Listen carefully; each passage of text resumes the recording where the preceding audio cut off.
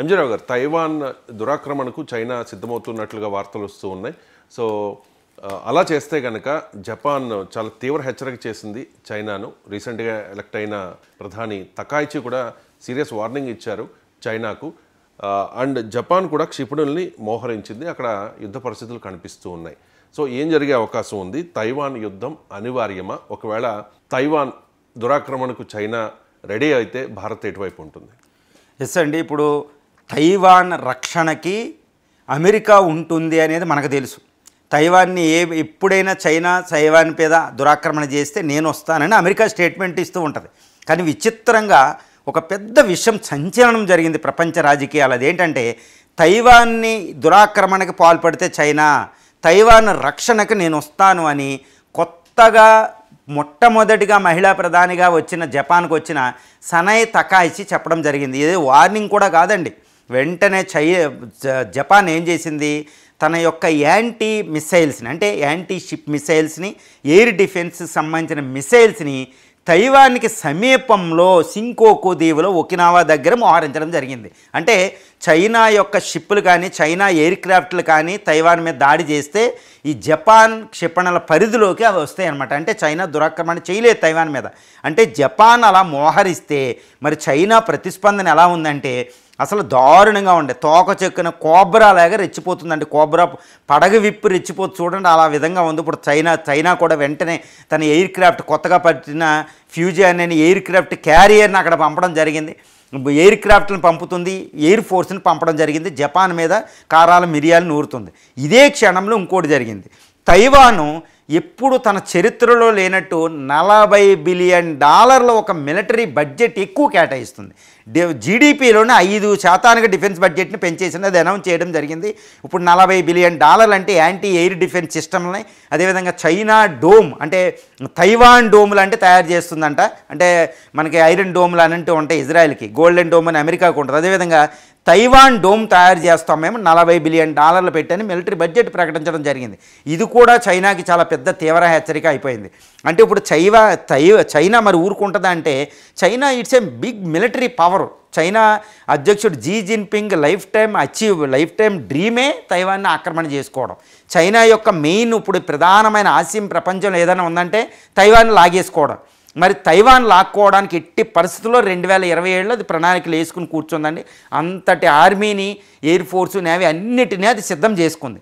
మరి ఇప్పుడు చైనా తైవాన్ని దురాక్రమణ చేసుకోగలదా అనేది మనం ఇక్కడ గమనించాలి. చైనా ఎట్టి పరిస్థితుల్లో దురాక్రమణ దిగిద్ది. మరి దురాక్రమణ దిగితే తైవాన్ని దురాక్రమణ చేసేసుకోగలదా, మొత్తం ఆక్యుపై చేసేసుకోగలదా అంటే ఒకటి గమనించాలి.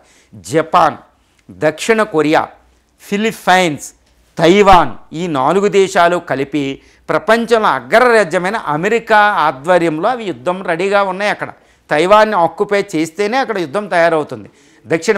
దక్షిణ చైనా సముద్రంలో ఇక్కడ ఆల్రెడీ ఇక్కడ మలేషియా, తైవాన్ ఇవన్నీ స్ప్రాట్లీ ఐలాండ్ చైనాతో పోరాడుతున్నాయి. ఒక రకంగా చైనా తైవాన్ మీద దురాక్రమణ దిగితే ఫిలిప్పైన్స్ ఇవన్నీ దేశాలు రావాలి. ఈ దురాక్రమణ దిగితే అక్కడ ప్రధానంగా ఉన్న స్ప్రాట్లీ ఐలాండ్ని, దక్షిణ చైనా సముద్రాన్ని చైనా ఆక్యుపై చేసుకోవాలి మోస్టం. ఇది వస్తే తైవాను, ఈ మలేషియా, ఇండోనేషియాలు యుద్ధానికి వెళ్ళాలి. అంటే చైనా తైవాన్ని దురాక్రమణ అంటే ఏంటి అంటే వెంటనే తైవాన్ రక్షణకు వచ్చే దేశాలు ఈ దక్షిణ కొరియా, ఫిలిప్పైన్స్, అదేవిధంగా జపాన్, అమెరికాలే కాదండి, ఎంటైర్ ఏషియన్ 10 దేశాల్లో 5 దేశాలు ఇప్పుడు చైనాతో యుద్ధానికి వెళ్తాయి. అంటే 10 దేశాలని చైనా ఎదుర్కోగలగాలి. అంటే ఒక రకంగా చైనాకి ఇటు అమెరికాకి, అంటే చైనాకి ఇటు ఈ మొత్తం ఏషియన్ కంట్రీస్కి, ఫిలిప్పైన్స్, దక్షిణ కొరియా, జపాన్కి యుద్ధం అంటే అది 3వ ప్రపంచ యుద్ధం కాదా, యుద్ధం అవుతుంది. ఆ యుద్ధం వెంటనే ఇండియన్ ఓషన్లోకి ఎంటర్ అవుతుంది.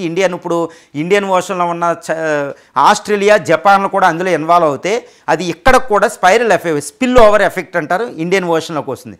ఇండియన్ ఓషన్లోకి వస్తే అది ఇండియా ఊరుకోదు. ఎందుకంటే పసిఫిక్ మహాసముద్రంలో యుద్ధం జరిగి చైనా చేతిలోకి తైవాన్ వస్తే నెక్స్ట్ టార్గెట్ దాని ఏంటి, ఇండియన్ ఓషన్లో ఆల్రెడీ మోహరింపులు ఉన్నాయి. ఇండియన్ ఓషన్లోకి అది వస్తాయి. కాబట్టి ఇండియా కూడా న్యూట్రల్గా ఇక్కడ తటస్థంగా ఉండదండి. ఎందుకంటే ఆల్రెడీ ఇప్పుడు మిలిటరీ ఎక్సర్సైజులు జరుగుతుంది. మలబార్ ఎక్సర్సైజ్ అనేది ఎక్కడ జరుగుతుంది, దక్షిణ పసిఫిక్ మహాసముద్రంలో గామ్ దగ్గర జరుగుతుంది. అక్కడ ఇండియా నేవీ వెళ్ళింది. ఎందుకంటే ఇండియన్ నేవీ ఎప్పుడు చెప్తుంది. కాబట్టి చైనాని తైవాన్ దగ్గరే ఆపగలిగితే ఇండియన్ ఓషన్లో ఇండియాకి ఎప్పుడూ భద్రత ఉంటుంది. ఇండియా హిందూ మహాసముద్రంలో చైనా రాలేదు. కాబట్టి కమ్యూనిస్టు చైనాను అడ్డగించడానికి ఇండియా, క్వాడ్ గ్రూపు, జపాన్, దక్షిణ కొరియా, అమెరికా, ఏషియన్ కంట్రీస్ అన్నీ ఒక్కటవబోతున్నాయి. ఇక్కడ ఇంకొక విచిత్రం ఏంటంటే చైనా తైవాన్ ఆక్రమణ చేస్తే అమెరికాకు సపోర్ట్గా వెస్టర్న్ అలయన్స్ అనేది ఒకటి ఉంటుందండి. అదే నాటో దేశాలు. నాటో దేశాల్లో ప్రధానమైన దేశాలు ఫ్రాన్సు, బ్రిటన్ గుర్తుపెట్టుకోవాలి. జర్మనీలకి వీళ్ళకి కొన్ని ఐలాండ్స్ ఉన్నాయి పసిఫిక్ మహాసముద్రంలో. కాబట్టి వాటి రక్షణకి ఫ్రాన్సు, బ్రిటన్ల దగ్గర రావాలి. కాబట్టి ఆ దేశాలు కూడా వస్తాయి. అంటే ఏంటండి మరి చైనాకి సపోర్ట్గా ఎవరు వస్తారంటే నార్త్ కొరియా, రష్యా వస్తుంది. ఇక్కడ ఉన్నాయి కాబట్టి ఇండియా ఇటు ఉంటుంది. కాబట్టి ఇండియా అనేది తటస్థంగా ఉండడానికి వీలుండదు. కాబట్టి చైనా తైవాన్ దురాక్రమణ అంటే అది మూడో ప్రపంచ యుద్ధం. ఇప్పుడు నేను చెప్పినట్టు మూడో ప్రపంచ యుద్ధమే మొదలైనట్టు. కానీ తైవాన్ ఆక్రమణ చేయకుండా ఉంటుందంటే కమ్యూనిస్టు చైనా ఉండదు. అంటే మూడో ప్రపంచ యుద్ధం అనివార్యం. దక్షిణ పసిఫిక్ మహాసముద్రంలోనే మూడవ ప్రపంచ యుద్ధం. దీంట్లో ఇండియా తటస్థంగా ఉండదు. ఇండియా కూడా వెనకాల పరోక్షంగానైనా అటు అమెరికా, వెస్టర్న్ గ్రూప్స్కి సపోర్ట్ చేస్తుంది తైవాన్ని, చైనాని అక్కడే అట్టి పెట్టడానికి. కాబట్టి అతిపెద్ద యుద్ధం ఈరోజు తైవాన్ ఫ్లాష్ పాయింట్గా జరగబోతుంది. తైవాన్ రక్షణకు కావాల్సిన అన్ని ఆయుధాలు ఇస్తున్నాం. ఇప్పుడు ఇండియా కూడా ఇంకోటి చెప్పుకోవాలి. ఇండియా ఫిలిప్పైన్స్ ఈరోజు అక్కడ కొన్ని ఆయుధాలు మోహరించింది చైనాకి ఎగినెస్ట్గా. ఏ ఆయుధాలు అనుకుంటున్నారు? ఇండియా $350 మిలియన్ ఇచ్చిన బ్రహ్మోస్ మిసైల్స్ని చైనాకి వ్యతిరేకంగా ఫిలిప్పైన్స్ మోహరించింది. గుర్తుపెట్టుకోవాలి మనకి. అదేవిధంగా జపాన్కి కొన్ని క్షిపణులు ఇవ్వబోతున్నాం, ఆకాశ్ లాంటివి. జపాన్ నుంచి మనం తెచ్చుకోబోతున్నాం. దక్షిణ కొరియా నుంచి కొన్ని తెచ్చుకుంటున్నాం. దక్షిణ కొరియా కూడా మన నుంచి తీసుకెళ్తుంది. వియత్నాంకి మనం ఇచ్చాం. ఇండోనేషియాకు కూడా మనం ఇవ్వబోతున్నాం. కాబట్టి మన ఆయుధాలు ఆల్రెడీ చైనాకి ఎగినెస్ట్గా ఎక్కుపెట్టున్నాయి. చైనా కూడా మనకి ఎగ్నెస్ట్గా ఉంది. కాబట్టి ఇండియా తటస్థంగా ఉండదు. చాలా పెద్ద యుద్ధం అనేది తైవాన్ దగ్గర ఏ క్షణంలోనైనా అవకాశాలు ఉన్నాయి. తైవాన్ అనేది పంచ ప్రాణాలు చైనాకి. ఎందుకు తైవాన్ని ఆక్యుపై చేయడానికి వెళ్తుందంటే తైవాన్ అనేది ఒక ఆర్థిక శక్తి అండి. ప్రపంచంలో చిప్పులు తయారు చేసే 70% చిప్పులు అనేవి తైవాన్లో తయారవుతాయి. TSMC Taiwan semi conductor manufacturing company. ఆ ఒక్క కంపెనీయే చైనాని తైవాన్ని ఆక్యుపై చేసుకుంటే చైనా అనేది ప్రపంచ శక్తిగా ఎదిగిపోతుందన్నమాట. అదేవిధంగా కమ్యూనిస్టు అధికారంకు వచ్చిన, కమ్యూనిస్ట్ పార్టీ వచ్చిన యాక్చువల్ చైనా మేమే అంటూ తైవాన్ అంటుంది. అంటే తైవాన్ను మొత్తం ఆక్యుపై చేసుకోవడమే చైనా కమ్యూనిస్ట్ పార్టీకి ప్రధానమైన ఆశయం అయిపోయిందనమాట. లేకపోతే ఛాలెంజ్ చేస్తుంది. కాబట్టి తైవాన్ ఆక్యుపేషన్కి చైనా దిగుతుంది.